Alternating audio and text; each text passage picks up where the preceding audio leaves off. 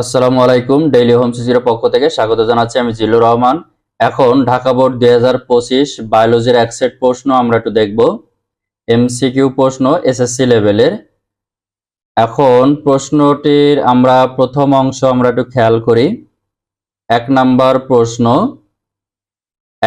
প্রশ্নে বলা হচ্ছে 3 অণু NADH2 তে এটিপি কতটি? উত্তর হচ্ছে 9টি। এরপর 2 নাম্বার প্রশ্ন, রেখাচিত্রটির এ অংশ, অর্থাৎ এখানে যে রেখাচিত্র দেওয়া আছে শৈবাল এ, ছোট মাছ, বড় মাছ, এ অংশটি হচ্ছে জুপ্লাঙ্কটন। এরপর 3 নাম্বার প্রশ্ন, কোনটি মূত্রের অম্লত্ব বৃদ্ধি করে? উত্তর হচ্ছে সিম বীজ। 4 নাম্বার প্রশ্ন, সংগ্রাহক নালীর মাধ্যমে মূত্র কোথায় বাহিত হয়? উত্তর হচ্ছে পেলভিস। এরপর 5 নাম্বার প্রশ্ন, নিচের কোনটি বল ও কোটর সন্ধি? উত্তর হচ্ছে কাঁধ। এরপর 6 এবং 7 নাম্বার প্রশ্নের উত্তর, এখানে একটি উদ্দীপক এ এবং বি দেওয়া আছে। 6 নাম্বার প্রশ্ন বলা হচ্ছে চিত্র এ তে থাকে। উত্তর ক, অর্থাৎ অজৈব ফসফেট এবং নাইট্রোজেন বেজ। এরপর 7 নাম্বার প্রশ্ন আমরা একটু দেখব।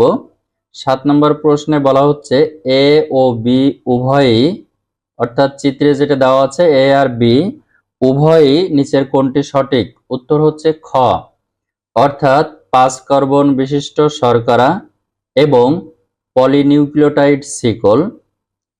8 নম্বর প্রশ্ন হচ্ছে কোন হরমোনটি শনাক্ত করা সম্ভব হয়নি?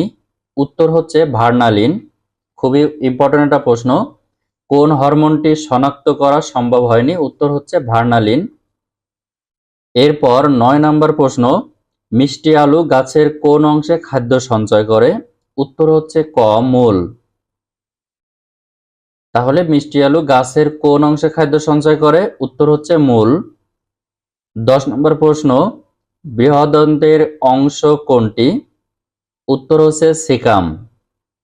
11 নম্বর প্রশ্ন, নিচের কোনটি পরীক্ষা করে যক্ষ্মা রোগ নির্ণয় করা হয়? উত্তর হচ্ছে চামড়া। 12 নম্বর প্রশ্ন, কোনটি বিটা ক্যারোটিন? উত্তর হচ্ছে ভিটামিন এ। কোনটি বিটা ক্যারোটিন? উত্তর হচ্ছে ভিটামিন এ। এরপর আমরা 13 নম্বর প্রশ্ন দেখব।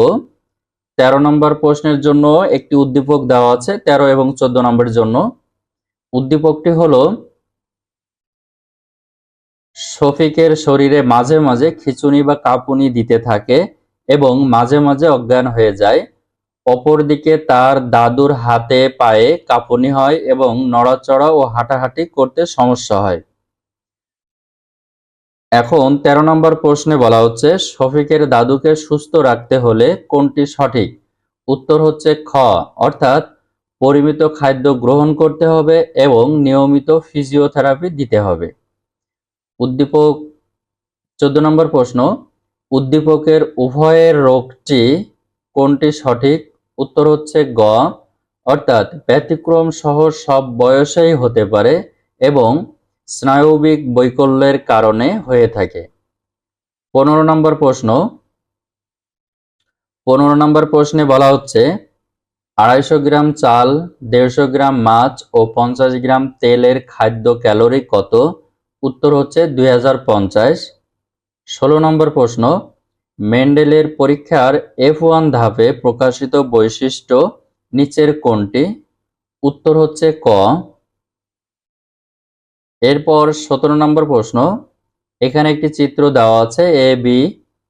এখন বি শক্তি স্তরে কত কিলো ক্যালোরি শক্তি স্থানান্তরিত হবে? উত্তর হচ্ছে 20। 18 নম্বর প্রশ্ন, নিঃশ্বাসের নিচের কোনটি সম্পন্ন হয়? উত্তর হচ্ছে বক্ষ সংকুচিত মধ্যচ্ছদা প্রসারিত হয়, অর্থাৎ বক্ষ সংকুচিত এবং মধ্যচ্ছদা প্রসারিত হয়। এরপর প্রশ্ন নাম্বার 19 নাম্বার প্রশ্নে বলা হচ্ছে পেঁয়াজের সঠিক বৈজ্ঞানিক নাম কোনটি? উত্তর হচ্ছে অ্যালিয়াম সিফা। উত্তর হচ্ছে অ্যালিয়াম সেপা, অর্থাৎ পেঁয়াজের সঠিক বৈজ্ঞানিক নাম। 20 নম্বর প্রশ্নে বলা হচ্ছে কোনটি পতঙ্গ পরাগী ফুল? উত্তর হচ্ছে জবা। 21 নম্বর প্রশ্ন, কন্ড্রিয়নের বর্ণ কিরূপ? হালকা নীল। এরপর 22 নম্বর প্রশ্ন, গর্ভযন্ত্রে কয়টি কোষ থাকে? উত্তর হচ্ছে 3টি। এরপর 23 এবং 24 নম্বর প্রশ্নের জন্য একটি উদ্দীপক দেওয়া আছে। এই উদ্দীপকের মাধ্যমে আমরা 23 ও 24 নম্বর প্রশ্নের উত্তর দেখব। 23 নম্বরে বলা হচ্ছে যে অঙ্গাণুগুলো দ্বারা প্রাণীর কোষে উদ্দীপকের কোষ থেকে আলাদা করা যায় তা হলো। উত্তর হচ্ছে 1 এবং 3, অর্থাৎ গ। এরপর 24 নম্বর প্রশ্ন, বি এবং ডি এর ক্ষেত্রে প্রযোজ্য নিচের কোনটি সঠিক? উত্তর হচ্ছে খ, অর্থাৎ ম্যাট্রিক্স বিদ্যমান এবং ঝিল্লিযুক্ত অঙ্গাণু থাকে। 25 নম্বর প্রশ্ন, অর্থাৎ সর্বশেষ প্রশ্ন, অ্যাস্টারে বিচ্ছুরিত হয় কোন ধাপে? অ্যাস্টারে বিচ্ছুরিত হয় কোন ধাপে? উত্তর হচ্ছে প্রোমেটাফেজ। এই ছিল ঢাকা বোর্ড 2025-এর সর্বমোট 25টি প্রশ্ন।